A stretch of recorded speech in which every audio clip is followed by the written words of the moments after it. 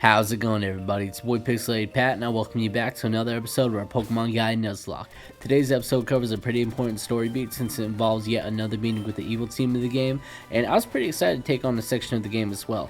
It looked pretty challenging from when I was studying other playthroughs, and it definitely delivered me a test or two, which I am always grateful for since it'll keep my senses sharp for when we take on the next gym. And speaking of the next gym leader, the next gym leader of the game is going to be a fire type trainer, and I'm pretty excited to see what kind of challenge that battle will give me. I don't really have a solid answer for fire types outside of Rizzy Azumarill, and I don't want to rely on any one Pokemon for a match if I don't have to. One thing's for sure, I'm glad we're taking on this route and the evil team so we can get a bit of extra grinding in prior to taking on the gym. I mentioned in a previous video that I could feel the difficulty steadily increase throughout the game, and this route was no exception. Anyways, I absolutely love seeing Hawlucha right there. Ash's Hawlucha from his XY team was one of my favorite characters in the anime due to how much personality he brought in every scene he was in, and I just hope I can get lucky enough to catch one later in the run. Although I'm not exactly counting on it, because I was hoping for a Sneasel and a Munchlax with my last encounters. Instead, I got Snover and Staravia. And while I'm not exactly complaining about Staravia due to how busted Staraptor can be, getting Snover felt a lot like encountering a Rattata. It's not like I hate it, it's just the last thing that I wanted. That being said, I hope it's able to prove me wrong later on down the line, because just because it's not a Pokemon I was excited about, that doesn't mean I'm going to treat it any differently. After all, he's a part of the team now, and I aim to bring out his best. Although it definitely won't be in the next gym, because a fire type gym is the last place I'm going to bring a grass and ice type. And I've tried a lot of crazy shit during my time Nuzlocking just for experiment's sake, but even I have my limits. Although I'll definitely never forget my battle versus Red when I sent out Mamoswine against his Charizard just so I could get enough chip damage on it for Electro to Oko it. Yeah, it was one hell of a sacrifice, but like it managed to work. It was a gamble too, but I'm just glad that it managed to work the way that it did. But one thing's for sure though, I really can't wait till I can have another battle like that, one where I just gamble everything just to avoid getting wiped. That was like such an intense battle that I had that like I've never had a battle that crazy since I started Nuzlocking, so I'm hoping that this game will be able to deliver that experience as well, but I guess we'll have to wait for time to tell. Although I could definitely see that happening because pretty soon here we're going to have Mega Pokemon coming up. And on top of that, like I still don't have that much experience with Fairy type. And in general, there's a lot of Pokemon that I haven't had a chance to just like use or battle against yet. So things could definitely get pretty interesting. I gotta be careful though, my Pokeboomer is showing. Anyways, after I knock out the third gym, I'm thinking I might go east up here to go to Ignis Valley to see what that's all about. I don't want to go there right now because I don't want to get my Pokemon's levels up too much before the gym, you know. I want to make sure I stay relatively within the level cap so that way I don't risk going over it. But it definitely sounds like it'd be a lot of fun to explore, so I'll have to keep that in my notes. Anyways, we actually had a pretty interesting battle against this Panzer. I was expecting it to no bite, so I feel pretty lucky that I was able to get Wooby out of there safely. And then after that we have this Charmeleon coming out. I'm able to hit it pretty hard with Hex, but it uses Dragon Rage, which for some reason doesn't use 40 damage. And so that makes me curious about how Dragon Rage works in this game, because as you know, obviously, it's always supposed to do 40 damage. So like I'm pretty curious as to why it didn't do exactly that when it hit me just now, and it makes me wonder if it's going to be the same if I'm able to gain access to Dragon Rage later, if I'm able to gain access to a Dragon type Pokemon, but I guess that's one of those things that we'll have to wait to see. Like I said before though, I'm definitely not counting on it because I definitely can't say I've had the best encounter luck in this run so far. Like, aside from getting Rizzy Azumarill, which has been an absolute star so far, I can't exactly say I've had the best luck with encounters, but that's my favorite part about a Nuzlocke though, just making do with what you got, and I'm definitely enjoying the experience so far regardless.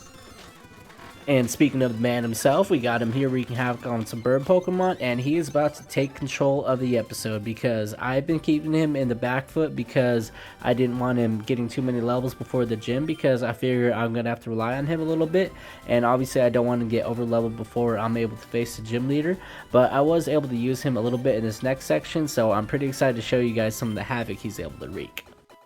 That being said, I'm glad we got that heal right there because this whole next section was heavy. Like, I had to think at several points, and that's the thing I love about these long routes like this. Like, it forces me to stay sharp at all times, you know, that I can't let my guard down at any point. Because I guarantee you, if I let my guard down at any point during these battles, I probably would have lost at least 1 or 2 Pokemon.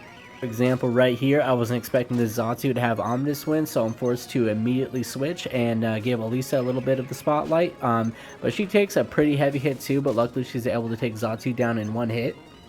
But then, of course, I have to switch immediately because Elisa is hard walled by Boldor, and we go right into Riz. I use Rock Smash to break Sturdy, and it does a lot more damage than I thought, so I just use it again, and we win this battle. And I gotta say though, I was totally thinking about taking Rock Smash off of Riz through the move deleter, but Rock Smash is actually turning out to be really, really good for it.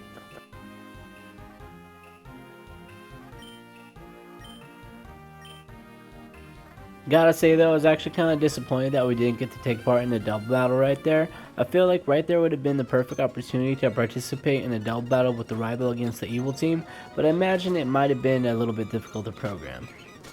Anyways, I was glad to see Wooby getting some action in these battles, because I really want to see what he's capable of once he evolves into a Swoobat.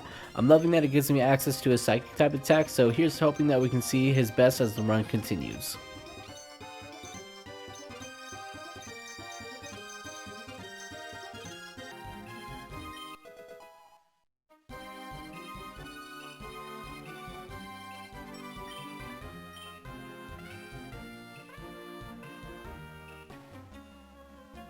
Anyways, I'm totally thinking about posting just some straight unedited footage later on because the OST in this game is absolutely fire. Like, there's so many great tracks that I want to share with you guys, but I'm thinking I might have to do that later on after the run. But it totally sounds like something I want to do just because I really want to enjoy and be able to revisit some of the OST and the music in this game again. It's just that good.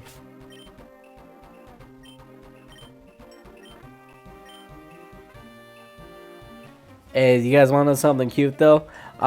During this point in the recording session, I legitimately thought that this was gonna be the last battle before going into the temple, and because this one was actually pretty rough. Like I had to use Rock Smash first in order to break Sturdy in case it had it, and then but I managed to KO it anyways, and but it did manage to do a decent bit of damage going into Relicanth here, and Relicanth gets an Omni Boost with Ancient Power, so I have to hit with Rock Smash again because it's pretty much all I can do at this point. Especially because I didn't want to switch Elisa out into an Omni boosted Relicanth because just imagine sending out your Pokemon to an Ancient Power to the face. That sounds pretty rude, so I'd rather not do that. And now as we enter the temple, to my horror, we find even more trainers.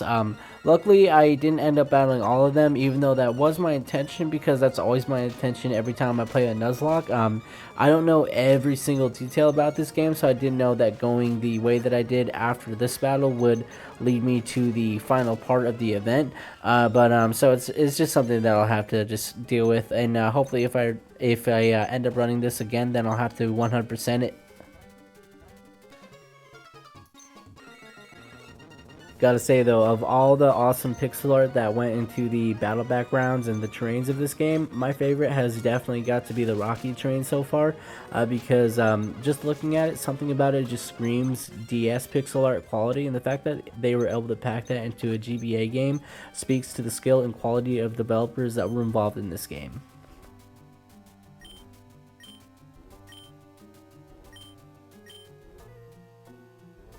And it looks like we basically did all that for nothing because they got exactly what they needed to awaken Regirock, but at least we did get some grinding out of the way, so at least it still serves some purpose. But yeah, this is definitely a good guy fails moment. Although it's probably for the better because if I just like got there quicker and kicked their ass, then there wouldn't be a plot, so I guess I'll just have to deal with it for now. Anyways, actually I had a bit of a misclick right there because I was not intending to use another repel, but unfortunately I just wasted it right there, but it is what it is. Like sometimes I just be button mashing to get through shit, you know?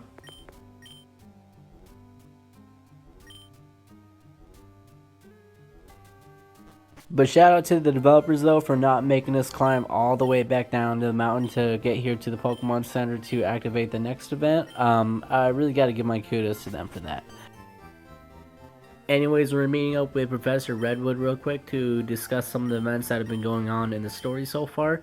And gotta say, this really reminds me when we met up with Professor Roan in the Kanaleve Library in Pokemon Platinum.